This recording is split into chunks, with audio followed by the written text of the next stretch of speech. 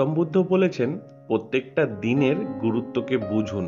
প্রত্যেক দিন একটা নতুন ব্যক্তির জন্ম একটা নতুন উদ্দেশ্যকে পূরণ করার জন্য হয়ে থাকে। এই কারণে একদিনের গুরুত্বকে বোঝার চেষ্টা করুন। প্রত্যেক অভিজ্ঞতাই কিছু না কিছু শেখায়। প্রত্যেক অভিজ্ঞতাই গুরুত্বপূর্ণ, কারণ আমরা আমাদের ভুল থেকেই শিখতে পারি। শান্তি মনের ভেতর থেকে আসে, তাই সেটা ছাড়া শান্তির অনুসন্ধান করো না।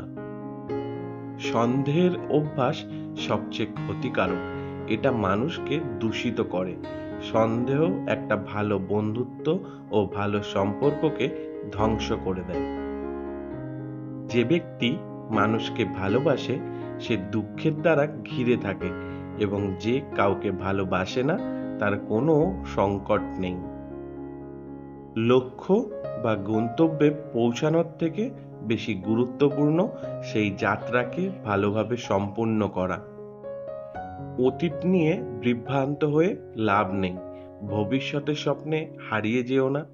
বর্তমানের দিকে মনোযোগ দাও। এটাই ভালো থাকার একমাত্র উপায়। ঘৃণাকে ঘৃণা দিয়ে কখনোই শেষ করা যায় না। ঘৃণাকে একমাত্র ভালোবাসা দিয়েই শেষ করা যেতে পারে, আর এটাই প্রকৃত সত্য। সুখের কোনো উপায় নেই, খুশি থাকাই হচ্ছে একমাত্র উপায়। রেগে যাওয়া কোনো জ্বলন্ত কয়লাকে অন্যের গায়ে ছোড়ার জন্য সেটাকে ধরে থাকার মতো। এটা সবার প্রথম তোমাকেই জ্বালাবে। জীবনে হাজার হাজার লড়াই জেতার থেকে ভালো তুমি নিজেকে বিজয়ী ঘোষণা করে ফেলো।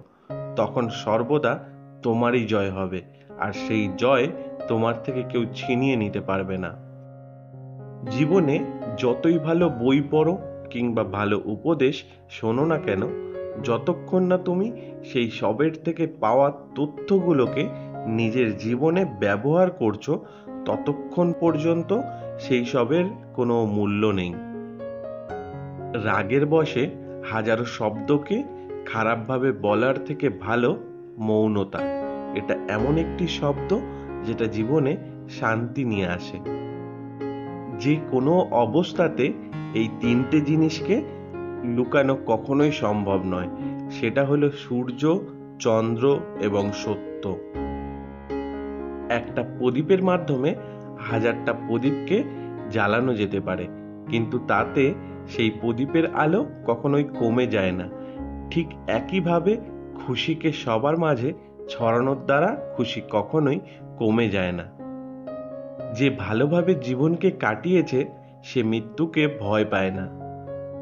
কোনো পরিবারকে খুশি ও স্বাস্থ্যবান হতে হলে সবার প্রথম দরকার অনুশাসন এবং মনের ওপর নিয়ন্ত্রণ।